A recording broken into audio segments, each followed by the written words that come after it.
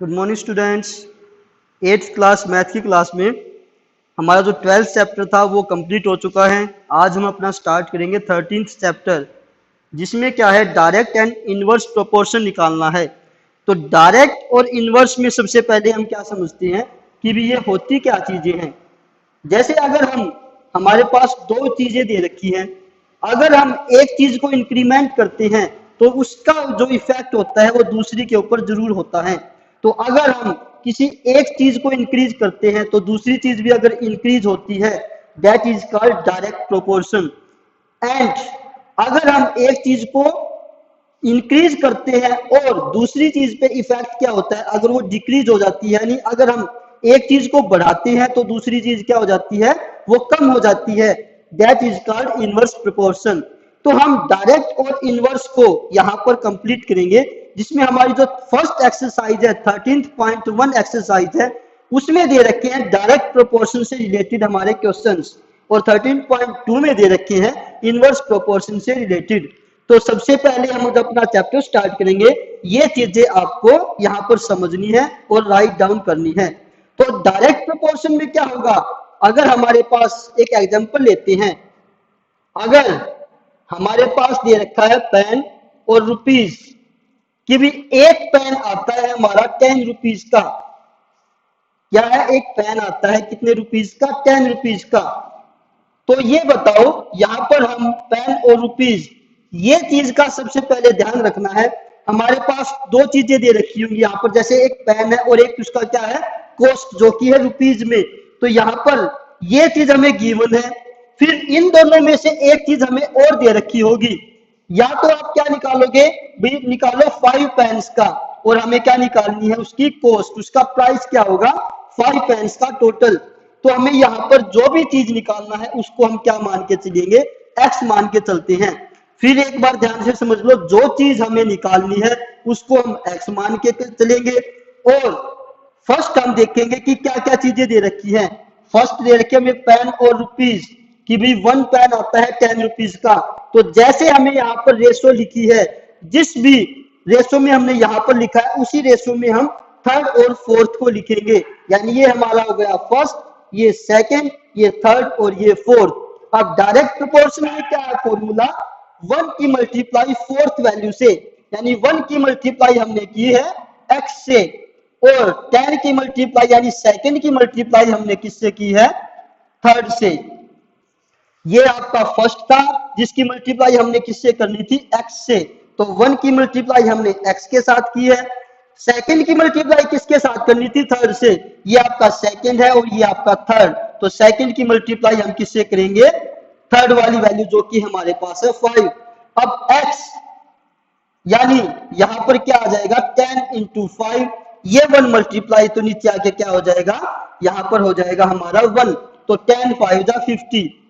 यानी हमें क्या फाइंड आउट करना था, हमें फाइंड आउट करना था कॉस्ट ऑफ 5 पेन्स, जो कि कितनी आएगी, यहां पर हमारी आएगी 50 रुपीज। तो अगर हम सिंपल भी देखते हैं कि भी एक पेन 10 रुपए का आता है, तो बताओ कि 5 पेन्स कितने के आएंगे, तो कितने के आएंगे, वो 50 के।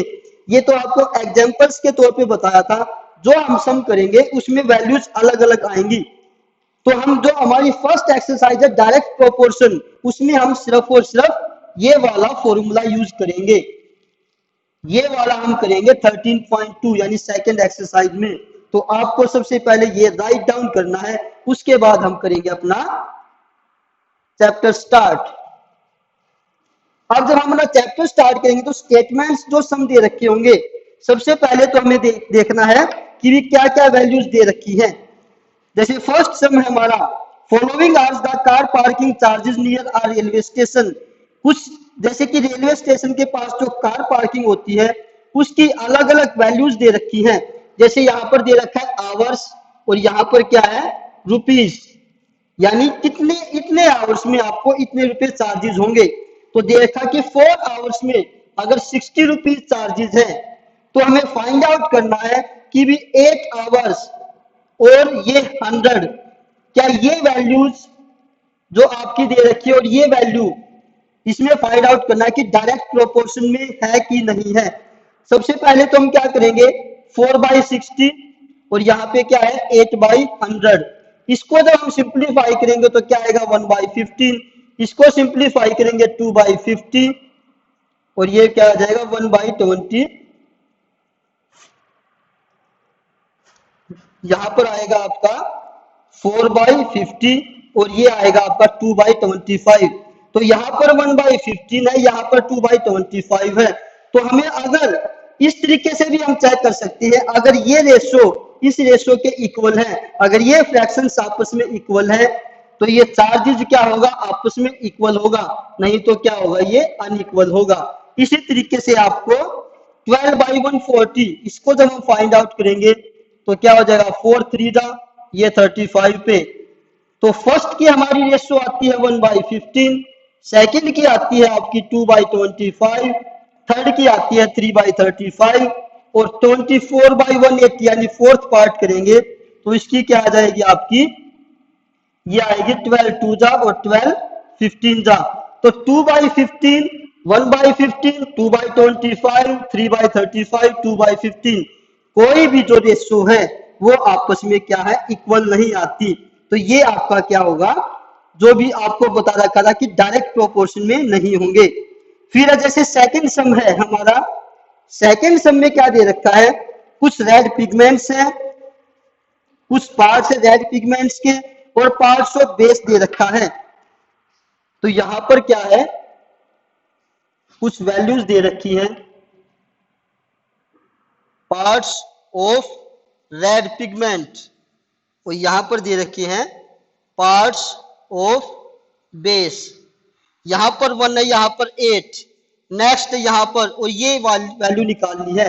तो हम क्या करेंगे, 1 और 8 लिख दिया। सबसे पहले तो क्या करेंगे, रेड पिगमेंट, आप जो भी वैल्यू दे रखी है पहले उसको लिखेंगे, पार्ट्स ऑफ बेस, उसके बाद फिर रेड पिगमेंट और पार्ट्स ऑफ बेस। तो रेड पिगमेंट्स और बेस ये दे रखा है हमारा 1:8। हमें निकालना क्या है 4 और इसकी वैल्यू x दे रखी है, यानी इसकी वैल्यू हमें फाइंड आउट करनी है। तो हम क्या करेंगे, 1 की और फर्स्ट की और लास्ट की मल्टीप्लाई, जैसा कि हमारे फॉर्मूले में है, लास्ट है हमारा x और 8 की और 4 की मल्टीप्लाई यानी सेकंड और थर्ड की मल्टीप्लाई। यहां पर सेकंड और थर्ड वैल्यू हमारी 8 और 4 है, ये 1 नीचे आके क्या हो जाएगा डिवाइड, यानी हमारा क्या आएगा 32, यानी ये x की वैल्यू हमारी क्या आएगी 32। अब अगर हम इसको जो हमने फर्स्ट सम किया था उसके अकॉर्डिंग करेंगे, उसके अकॉर्डिंग करके देखते हैं, तो ये क्या था 1/8, ये क्या है 4/x। इस वैल्यू से भी आप क्या देख सकते हैं 1 4 जा 4, तो यहां पर जितने वैल्यू यहां पर गई है तो 8 4 जा क्या आ जाएगा 32। ये वाला फॉर्मूला कब यूज होगा, जब आपकी वैल्यूज क्या है सिंपल वैल्यूज दे रखी है। अगर यहाँ पर वैल्यूज अगर आपकी अलग तरीके से दे रखी है कि भी जिसको हमें सबसे पहले तो सिंप्लीफाई करना है फिर उसको नेक्स्ट टाइम पे करके देखना है, तो ये वाला तरीका आपको यहाँ पर यूज नहीं हो सकता। यहाँ पर ये वाले तरीका लगाने के लिए हमें क्या होगा, सिंपल वैल्यूज देखनी पड़ेगी। अब देखते हैं कि 1 4 जा 4, 8 4 जा 32, तो यहाँ पे क्या आ जाएगा 32। एक तरीका आपका ये भी हो सकता है, मैं आपको तीसरा तरीका भी बता देता हूं, क्रॉस मल्टीप्लाई, जिसमें क्या होता है 1 की मल्टीप्लाई x के साथ और 4 की मल्टीप्लाई 8 के साथ, जो आपका यही वाला फॉर्मूला बन जाएगा। यानी क्रॉस मल्टीप्लाई में 1 की मल्टीप्लाई x के साथ, 8 की मल्टीप्लाई 4 के साथ, तो x इज इक्वल टू आपका क्या आ जाएगा 32। किसी भी तरीके से आप इसको कर सकते हैं, लेकिन जो हमारा एक्सरसाइज से रिलेटेड जो हमें फॉर्मूला दे रखा है उसके अकॉर्डिंग हमें ये करना है कि दो वैल्यू दे रखी होंगी, दोनों वैल्यूज को रेशो में लिखोगे, उसके बाद सेम रेशो हम नेक्स्ट टाइम पे लिखेंगे और जो वैल्यू फाइंड आउट करनी है उसको हम x मान लेते हैं। फर्स्ट वाली वैल्यू और फोर्थ वाली वैल्यू को मल्टीप्लाई इक्वल में रखेंगे, सेकंड और थर्ड वाली वैल्यू को मल्टीप्लाई करके ये सिर्फ x यहाँ पर रह जाएगा। जो कांस्टेंट वैल्यू है उसको हम राइट हैंड साइड में लेके जाके क्या करेंगे, साइन चेंज करके मल्टीप्लाई कर देंगे। तो आपको सेकंड सम तक करना है, जिसमें हम 4 वाला दे दिया। अब हम एक पार्ट और कर लेते हैं इसका, जिसमें क्या दे रखा है, नेक्स्ट टाइम पे यहां पर दे रखा है, जैसे 4 का हमने निकाला 32 आ गया। अब अगर मैं निकालता हूं 12 का, तो यहां पर इसको x मान लेता हूं, तो हमने ये दो वैल्यूज लेनी है और ये वैल्यूज लेनी है। तो 1 8 और क्या आ जाएगा 12 और x, यानी 1 और x की मल्टीप्लाई 8 और 12 की मल्टीप्लाई, तो x इज इक्वल टू क्या आ जाएगा 96/1, जो कि आपका आ गया।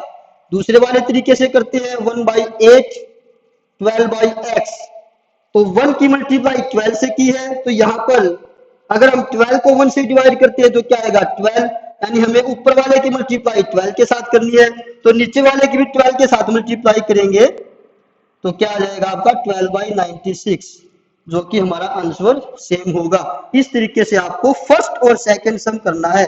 सबसे पहले तो राइट डाउन करोगे ये वाले फॉर्मूला, 13 चैप्टर स्टार्ट होते ही फिर आप फर्स्ट और सेकंड सम करेंगे। तो नेक्स्ट जो भी सम होंगे वो हम करेंगे अपने नेक्स्ट क्लासेस में। तो आज के लिए इतना ही। थैंक यू बच्चों।